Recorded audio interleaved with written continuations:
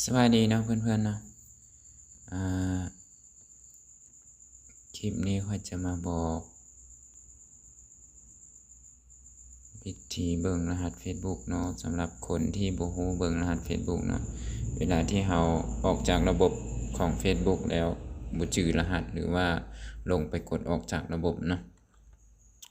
คลิปนี้ค่อยจะมาบอกเด้อก่อนจะไปชมคลิปก็อย่าลืมฝากกดไลค์กด Subscribe กดแชร์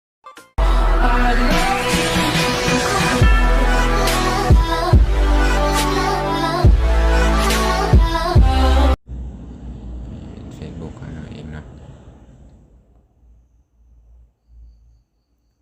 สาวงามเฟซบุ๊กของเราเองแต่ว่าเราบ่ได้เข้ามาเบิ่งอยู่นี่เนาะออกจากเฟซบุ๊กไปให้เรามาหานี่เนาะตัวนี้เนาะตัวสีนี่เนาะเขาเอิ้นว่า Google Chrome เนาะ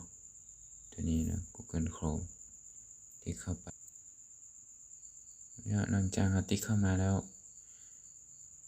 ให้เรามาเลือกเอา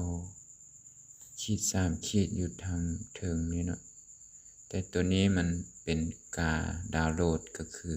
มันต้องการอัปเดตเนาะแอปตัวนี้แต่ค่อยยังบ่ทันอัปเดตเท่าเนาะให้เรามากดนี่เลยเนาะตึ้งมันจะมี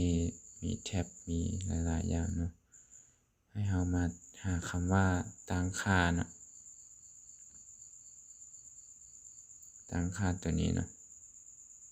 ตั้งค่าตัวนี้กดเข้าไปมันจะเข้ามาหน้านี้เนาะนี่ให้เราหาคำว่ารหัสผ่านเนาะจะเห็นรหัสผ่านอยู่นี่เนาะหลังจากนั้นเราก็กดเข้าไปแล้วเลื่อนลงมาเนาะเลื่อนลงมามันจะเป็นรหัสผ่านที่เราล็อกอินเข้า Facebook บอกว่าเป็นอีเมลเป็นฮอตเมลเป็นแอปต่างๆที่เราเคยล็อกอินเข้าไปมันจะบันทึกไว้อยู่ในนี้เนาะ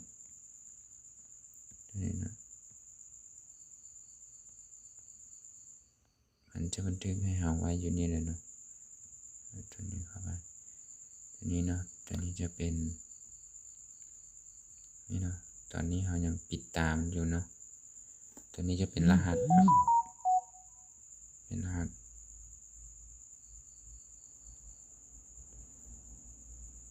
นี่จะเป็นรหัสของเราเนาะถ้าเพื่อนๆอยากรู้ก็กดเปิดตาเนาะเวลากดเปิดตามันจะให้ป้อนรหัสล็อกหน้าจอของโทรศัพท์ของเราเองเนาะเราก็กดเข้าไปเนาะมันจะโชว์ขึ้นมาว่ารหัส Facebook ของเราแม่นเนาะง่ายๆเนาะเบิ่งรหัส Facebook เนาะถ้าใครที่บ่เข้าใจก็คอมเมนต์ใต้คลิปได้เนาะ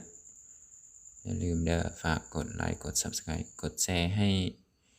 หมู่เพื่อนที่ยังบ่ทันรู้เนาะ